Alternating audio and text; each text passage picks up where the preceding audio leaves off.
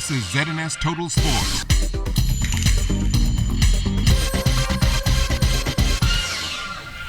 Good evening, Bahamas. I'm Kelsey Johnson. Welcome to Sports Wednesday. After a stellar senior year on the collegiate level that climaxed with a Final Four appearance in the NCAA tournament early in April, Bahamian Buddy Hield is at it again. Hield's name is already a household one in the sport of basketball, but that's not stopping the Freeport native from pressing on. He hopes to raise the ante and increase his stock with a great showcase at this year's NBA Combine. The Combine got started today and will run until Sunday.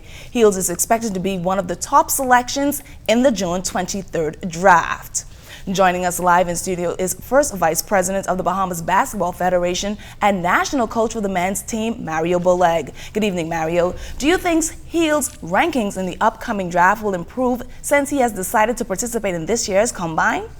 Well, the thing is, Kelsey, out of the 1,000 players that opted to go join the and opted for the NBA draft, only 60 or 70 is invited to the Combine. So this is a prime example of his hard work and dedicated throughout the season. So he should be very, glad that he was able to be selected for the Combine. Now, both Hield and Jonquel Jones have been great ambassadors for the country. The BBF is now preparing two teams for competition. What's the likelihood of these two players coming back and representing the country?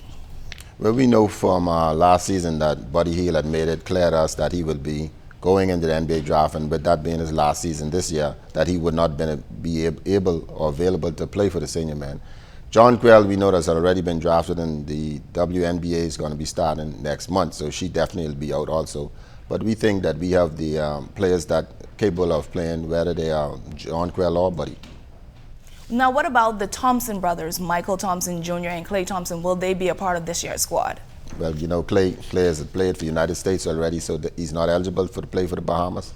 Michael Thompson, we are going after him and hoping that he will come home and in the next 4 to 3 weeks and try and play for the Bahamas to go play in Central Basket in Panama, which we will be leaving the country around June 17th to Central Basket. What is the expectations for this year's men's squad? Well, you know, Central Basket is a tough level. You know, this is the next level where we are trying to get to Tournament of America to play against United States, Brazil, and Canada, and Argentina. We feel as though that we have a young squad, more collegiate players this year, and hopefully they have the determination to do what's necessary to get the job done. And I think that with the coaching staff we have put together, myself, Norris Bain, Kevin Johnson, and Wade Watson, we should be able to put together a very good team that will be competitive for the Bahamas and do well. Thank you so much, Mario, and we wish both Buddy Hield and the men's national and women's national team success. There's no doubt that regattas are making waves in the country. The sport is enjoyed by skippers, boat, and race lovers, as well as enthused who island hop to go and be a part of the onshore activities. It is because of this and so many other points listed by sailors why sailing should be the national sport of the Bahamas.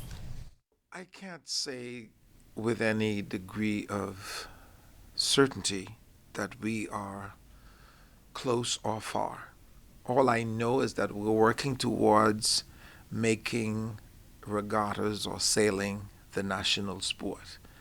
When I spoke with the Prime Minister last about it, his position was simply, in order for it to become a national sport, we have to take it to every island in every school, so that it is going to be national only when that happens. And that's why we have begun the youth sailing arm of the regatta experience. Well, that's all the time we have for sports. Don't go anywhere. There's more to come.